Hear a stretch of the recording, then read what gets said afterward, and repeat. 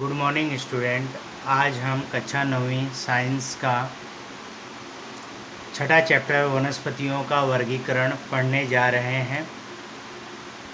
वनस्पतियों का वर्गीकरण जगत, वनस्पति, उपजगत, अबीजपत्री, उपजगत, बीजपत्री, मतलब इन तीन मुख्य टॉपिक के ऊपर यह आपका चैप्टर है। थोड़ा याद करें, सजीवों का वर्गीकरण कैसे किया गया। पहला क्वेश्चन यही आता है दिमाग में, प्रश्न यही उठता है, सजीवों का वर्गीकरण की आवश्यकता क्यों पड़ी। तो हम आजू बाजू अपने देखते हैं तो बहुत सारे सजीव हैं और विभिन्न प्रकार के हैं। एक ही सजीव, जैसे हम इस वक्त फलों का सीजन आम का है, तो आप देख सकते हो कि आम, विभिन्न प्रकार के आम हैं। तो कौन कौन से हैं। इसके अलावा सजीव की बात करेंगे तो बहुत सारे सजीव हैं यहाँ पर। तो उनका वर्गीकरण क्यों किया गया, कैसे किया गया, मतलब ज़्यादा जानकारी हासिल करना है, इस उद्देश्य से उनका वर्गीकरण किया। वर्गीकरण करते समय किन बातों को ध्यान में रखा गया, तो उनकी समानता और भिन्नता को ध्यान में रखकर उनका वर्गीकरण किया गया। तो यहाँ पे एक टेबल है, देख सकते हो। सजीव आदि केंद्र की, दृश्य केंद्र की, दो भागों में बांटा गया है। यहाँ पर केंद्रक को ध्यान में रखकर उन्हें विभाजित किया गया है। आदि केंद्र की यहाँ पे केंद्रक अनुपस्थित होता है, जबकि दृश्य केंद्र की में केंद्रक पाया जाता है। आदि केंद्र की का है, उसमें जो पाए जाने वाले सजीव हैं वह जगत मोनेरा के सब आते हैं। जबकि दृश्य केंद्र की को कोशिकाओं को ध्यान में रखकर दो भागों में बांटा गया है, एक कोशिकीय और बहुकोशिकीय। तो एक कोशिकीय वाले के अंतर्गत जगत प्रोटिस्टा का समावेश है, जबकि बहुकोशिकीय वाले में दो भागों में वापस से विभाजित किया गया कोशिका भित्ति को लेकर। तो कोशिका भित्ति युक्त और कोशिका भित्ति विहीन। तो कोशिका भित्ति विहीन के अंतर्गत सभी प्राणी वर्ग का समावेश किया गया है, जबकि कोशिका भित्ति युक्त के अंतर्गत फिर से दो भागों में विभाजित किया गया है, स्वयंपोषी और परपोषी। स्वयंपोषी के अंतर्गत वनस्पति वर्ग का समावेश है, जबकि परपोषी के अंतर्गत कवक वर्ग का समावेश है।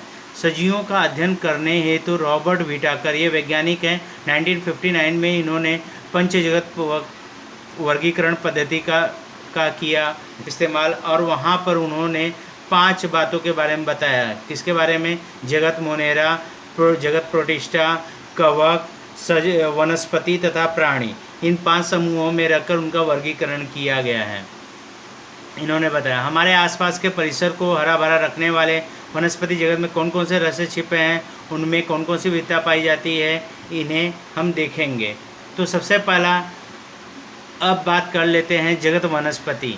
तो पहला क्वेश्चन आता है कि वनस्पति कोशिका में पाए जाने वाले कौन से विशेष अंगक उसे प्राणी कोशिका से भिन्न ठहराते हैं। प्राणी कोशिका और वनस्पति कोशिका, इन दोनों में से कौन सा है जिसके कारण कि उनमें अंतर है। तो अंतर सीधा सीधा है, वनस्पति कोशिकाओं में पर्णहरिम पाया जाता है, पर्णहरित पाया जाता है, जिसके सहायता से प्रकाश संश्लेषण, सूर्य प्रकाश की उपस्थिति में प्रकाश संश्लेषण की प्रक्रिया द्वारा वे अपने भोजन का निर्माण करती हैं, जबकि प्राणी में पर्णहरिम नहीं पाया जाता। यही वह विशेष अंग है जो एक दूसरे को अलग करता है। देखिए, कोशिका भित्ति युक्त दृश्य केंद्र की कोशिकाएं होने वाले स्वयंपोषी सजीवों के समूह को वनस्पति के नाम से पहचाना जाता है। वनस्पतियां पर्णहरित की सहायता से प्रकाश संश्लेषण करती हैं, इसलिए वे स्वयंपोषी बनी हैं। वनस्पति जगत में पाए जाने वाले सजीव अन्य सजीवों के लिए भोजन के प्रमुख स्रोत हैं। मतलब कि वनस्पति जगत जो है वह अन्य जितने भी सजीव पाए जाते हैं, कहीं न कहीं भोजन के लिए वह वनस्पतियों के ऊपर ही निर्भर होते हैं।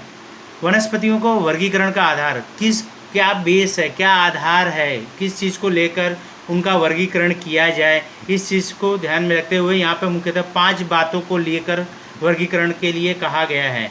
वनस्पतियों का वर्गीकरण करते समय सर्वप्रथम वनस्पतियों के अंग का है या नहीं, इस पर विचार किया जाता है। यह पहला है, अंग है या नहीं। दूसरा, पानी तथा भोजन का संवहन करने हेतु स्वतंत्र ऊतक संस्थान है या नहीं। तीसरा, वनस्पतियों में बीज धारण करने की क्षमता है या नहीं। चौथा, बीज फल से ढका है या नहीं। और पांचवा है, बीज पत्रों की संख्या के आधार पर वनस्पतियों को अलग अलग समूह किए गए हैं। वनस्पतियों के उच्च स्तरीय वर्गीकरण में फूल, फल और बीज का आना या न आना, इसके आधार पर बीजपत्री तथा अबीजपत्री, बीज फल से ढके होने या न होने के आधार पर आवृत बीजी, अनावृत बीजी तथा बीजों में पाए जाने वाले बीजों पत्रों की संख्या के आधार पर एक बीजपत्री, द्विबीजपत्री, इन लक्षणों को ध्यान में लिया गया है। तो आप देख सकते हैं कि वर्गीकरण का जो आधार है, वनस्पतियों के वर्गीकरण का आधार इस प्रकार से मुख्य 5 बातों को लेकर बताया गया है। यहाँ पे वैज्ञानिक का परिचय देख लेते हैं। वनस्पति एचट ने 1883 में वनस्पति जगत का 2 उपसृष्टियों में वर्गीकरण किया गया। इनके अनुसार अबीजपत्री तथा बीजपत्री, इन 2 उपसृष्टियों का विचार वनस्पतियों के वर्गीकरण के लिए किया गया है। तो इस चैप्टर के अंतर्गत हम इन्हीं 2 उपसृष्टियों को ध्यान में रखकर आगे पढ़ेंगे। तो सबसे पहला है उपजगत आवृत उपजगत अबीजपत्री वनस्पतियाँ, इसके बारे में पढ़ेंगे। तो एक परीक्षण दिया गया है। यहाँ पर हरे रंग के पानी वाला कोई गड्ढा ढूंढिए, पानी से हरे रंग के तंतु इकट्ठा करें, तंतु पेटी डिश में रखकर पानी से स्वच्छ करें, इनमें 1-2 तंतु स्लाइड पर पानी की बूंद में रखें, सीधे फैलाएं, स्लाइड पर कवर स्लिप पर रखकर सूक्ष्मदर्शी की सहायता से निरीक्षण करें। इन तंतुओं की कोशिकाओं में स्थित हरे रंग की सर्पिल रेखाओं जैसे हरित लवक, क्या आपने देखा? मतलब जब आप इसका स्लाइड तैयार करेंगे तब आपको हरे रंग की सर्पिल रेखाएं नज़र आएंगी। वह वनस्पति स्पायरोगायरा होता है, वह स्पायरोगायरा है। तो अबीजपत्री वनस्पतियों को 3 भागों में बांटा गया है। वो भाग हैं, पहला है थैलोफाइटा, दूसरा है ब्रायोफाइटा और तीसरा है टेरिडोफाइटा। इन 3 भाग में इसे बांटा गया है। प्रत्येक का अपना अपना विशेषताएं हैं, प्रत्येक की अपनी अपनी विशेषताएं हैं। तो सबसे पहले हम लोग पहला थैलोफाइटा के बारे में जानकारी हासिल करेंगे। इन वनस्पतियों की उपज प्रमुख रूप से पानी में होती है। कहाँ पे पाए जाते हैं? मुख्य रूप से पानी में। जड़ तथा तना, पत्तियाँ, फूल जैसे विशेष अंग नहीं होते। पर्णहरिम के कारण स्वयंपोषी होने वाली वनस्पतियों को शैवाल कहा गया है। पर्णहरिम पाया जाता है जिसके कारण वे स्वयंपोषी होती हैं और उसे शैवाल कहा गया है। शैवाल में भी विविधता पाई जाती है, मतलब शैवाल भी बहुत 2-3 प्रकार के पाए जाते हैं। यहाँ पे 4 प्रकार लिखा है। एक कोशिकीय, बहुकोशिकीय, अति सूक्ष्म और सुस्पष्ट बड़े आकार वाले शैवाल पाए जाते हैं। एग्जाम्पल है, उदाहरण है उसका स्पायरोगायरा, यूलोथ्रिक्स, अल्वा, सरगैसम इत्यादि। इनमें से कुछ वनस्पतियाँ मीठे तो कुछ खारे पानी में पाई जाती हैं। इन वनस्पतियों का शरीर मुख्य रूप से नरम और तंतु रूप होता है। इसी समूह में पर्णहरिम न होने वाले विभिन्न प्रकार के कीड़ और फफूंद का भी समावेश है, जिन्हें कवक कहा गया है। तो इसके अंतर्गत 2 है। एक में पर्णहरिम पाया जाता है, उन्हें शैवाल कहा गया है। दूसरा जो है जिसमें पर्णहरिम नहीं पाया गया, वो कीड़ और फफूंद, इनको साथ में क्या कहा गया है? कवक कहा गया है। एग्जाम्पल थैलोफाइटा विभाग की वनस्पतियाँ हैं ये, अल्वा, कारा और स्पायरोगायरा। दूसरा है ब्रायोफाइटा, दूसरा विभाग है ब्रायोफाइटा। आपने बारिश के मौसम में पुरानी नम दीवारों, ईंटों या पत्थरों पर हरे रंग की नरम कालीन देखा ही होगा। छोटी पट्टी लेकर इसे हल्के से कुरेदें। प्राप्त हुए वनस्पतियों का लेंस की सहायता से निरीक्षण करेंगे तो आप देखेंगे ये जो होगा ये ब्रायोफाइटा विभाग की वनस्पतियाँ होती हैं। देखिए इसका क्या है विशेषता। इस समूह की वनस्पतियों में को वनस्पति जगत का उभयचर कहा गया। उभयचर का मतलब ये पानी में भी पाई जाती हैं और मिट्टी में भी पाई जाती है। क्यों उभयचर कहा गया? उसका कारण है कि इनकी वृद्धि नम मिट्टी में होती है, जबकि प्रजनन के लिए उन्हें पानी की आवश्यकता पड़ती है। यहाँ पर दोनों का इस्तेमाल हो रहा है, इसलिए इन्हें उभयचर कहा गया है। यह वनस्पतियाँ निम्न स्तरीय, बहुकोशिकीय, स्वयंपोषी होती हैं। इनमें बीजाणु निर्मित से प्रजनन होता है। विभाग ब्रायोफाइटा की वनस्पतियों की रचना चपटे रिबन जैसी लंबी होती है। इस वनस्पतियों में मूल रूप से पाई जाने वाली जड़ें, तना, पत्तियां नहीं पाई जाती, परंतु पत्तियों जैसी कुछ रचना रहती है। जड़ों के जगह पर मूलाभ पाया जाता है। जड़ जैसी ही रचना होती है लेकिन वो मूलाभ कहा गया है। और पानी और भोजन के संवहन के लिए किसी भी विशेष ऊतक नहीं पाए जाते। उदाहरण है फ्यूनेरिया, एंथोसिरास, रिक्सिया। आप यहाँ पे इनका डायग्राम देख सकते हैं। डायग्राम में यहाँ पे है फ्यूनेरिया, मर्केसिया और एंथोसिरास। मूलाभ है ये, जड़ जैसी जो रचना है। और ये पत्तियाँ देख रहे हो, पत्तियों जैसा है, छोटा छोटा पत्ती पाया जाता है। ठीक है। अब अगला है प्रेक्षण कीजिए, चर्चा कीजिए। बागों की शोभायमान झाड़ियों में फर्न तो आपने देखा ही होगा। पूर्ण रूप से विकसित हुए फर्न की एक पत्ती का बारीकी से अध्ययन करें। यहाँ पे आप डायग्राम देख रहे हैं। बागान में, बगीचे में अक्सर हम ये चीज़ देखते हैं, आपको नज़र आती होगी, फर्न। इसे फर्न कहा जाता है। उसके पत्ती के अगर नीचे की तरफ देखेंगे तो आपको चॉकलेटी रंग की इस प्रकार की बीजाणु धानियाँ नज़र आती हैं।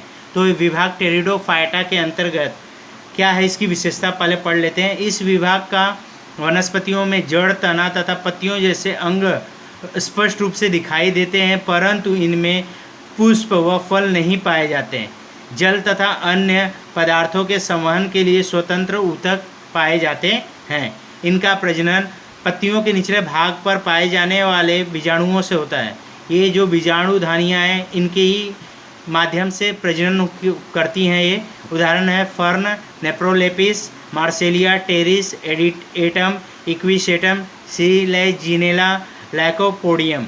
ये वनस्पतियां हैं जो कि टेरिडोफाइटा के अंतर्गत आती हैं। इन वनस्पतियों की खासियत है, क्या खासियत है? अलैंगिक प्रजनन बीज द्वारा करती हैं, जबकि लैंगिक प्रजनन युग्मक द्वारा होता है। इसमें स्पष्ट रूप से संवहनी संस्थान पाए जाते हैं। थैलोफाइटा, ब्रायोफाइटा, टेरिडोफाइटा, इन तीनों विभाग की वनस्पतियों की शरीर रचना एक दूसरे से भिन्न होते हुए भी उनमें कौन सी समानता पाई जाती है? तो आपने देखा कि तीनों की विशेषताओं के बारे में हमने देखा। विशेषताओं के आधार पर इनके बीच में आप समानता और इनकी क्या है विषमताएं, वो आप देख सकते हैं।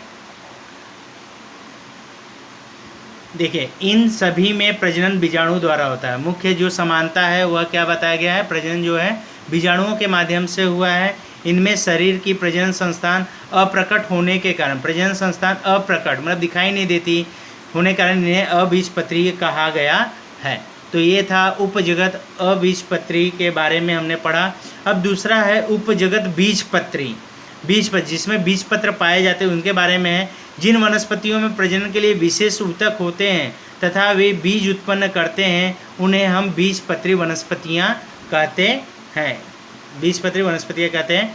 इनमें प्रजनन प्रक्रिया के पश्चात बीज निर्मित होती है। प्रजनन प्रक्रिया के बाद बीज निर्मित होती है। बीज के अंदर भ्रूण के साथ संचित पोषक पदार्थ होता है। ये पोषक पदार्थ जो होता है भ्रूण को की वृद्धि के लिए उपयोगी होता है, जिसका उपयोग करके भ्रूण के प्रारंभिक विकास एवं अंकुरण के समय होता है। बीज फल से ढका हुआ है या नहीं, इस विशेषता के आधार पर बीजपत्री का वनस्पति का वर्गीकरण दो में किया गया, अनावृत बीजी और आवृत बीजी वनस्पति में किया गया है। तो सबसे पहले हम लोग विभाग एक अनावृत बीजी वनस्पतियों के बारे में पढ़ेंगे। यहाँ पे है अपने परिसर के बगीचे में उपलब्ध साइकस, क्रिसमस ट्री, गुड़हल तथा लिली जैसे वनस्पतियों का परीक्षण कर उनकी तुलना कीजिए। दिखाई देने वाली समानता और असमानता के आधार पर सूची बनाइए। पहले देखी हुई अनावृत बीजी वनस्पतियों व इन वनस्पतियों में क्या अंतर है? तो आप देख सकते हैं साइकस, क्रिसमस ट्री, गुड़हल और लिली, इन दोनों के बीच में आपको अंतर नज़र आएगा। तो अंतर में क्या है कि साइकस और क्रिसमस जो है ट्री वह अनावृत बीजी के अंतर्गत आते हैं, जबकि गुड़हल और लिली जो है वह आवृत बीजी के अंतर्गत आएगा। और इनमें क्या अंतर है, अभी हम इन दोनों की विशेषताएं देखेंगे, विशेषताओं की तुलना करेंगे तो आपको अंतर समझ में आ जाएगा।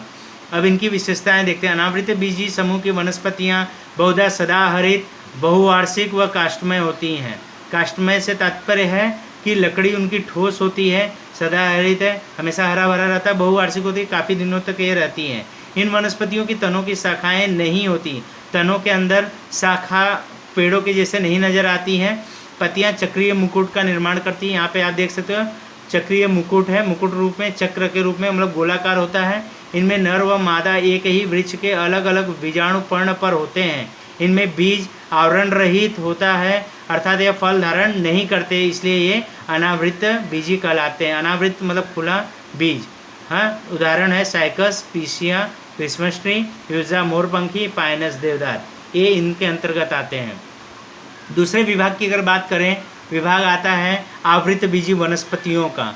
तो यहाँ पे देख सकते हैं मक्का, सेम की फली, मूंगफली, इमली का बीज, गेहूँ, आम की गुठली इत्यादि बीजों को 8 से 10 घंटे भिगो कर रखें। भिगोने के पश्चात प्रत्येक बीज के 2 भाग होते हैं, क्या देखें और वर्गीकरण करें। तो इसमें अगर आप देखोगे तो मक्का, गेहूँ का बीज जो होगा उसको दो भाग नहीं आपको दिखाई देगा तो वो एक बीजपत्री कहलाएंगे। जबकि सेम की फली, मूंगफली और इमली का बीज, आम का जो गुठली है, इनमें अगर आप देखोगे आपको दो पत्र नजर आएंगे तो वो द्विबीजपत्री के अंतर्गत आ जाते हैं। इन वनस्पतियों में आने वाले फूल ही इनके प्रजनन के अंग होते हैं। फूलों का रूपांतरण फलों में होता है व फलों के अंदर बीज की निर्मित होती है। इन बीज पर आवरण पाया जाता है, मतलब बीज के ऊपर कवच पाया जाता है। आवरण वाले बीज हैं इसलिए ये आवृत बीजी के अंतर्गत आते हैं। जिन वनस्पतियों के बीज में आसानी से दो भागों में विभाजित हो जाते हैं उन्हें द्विबीजपत्री वनस्पति कहते हैं।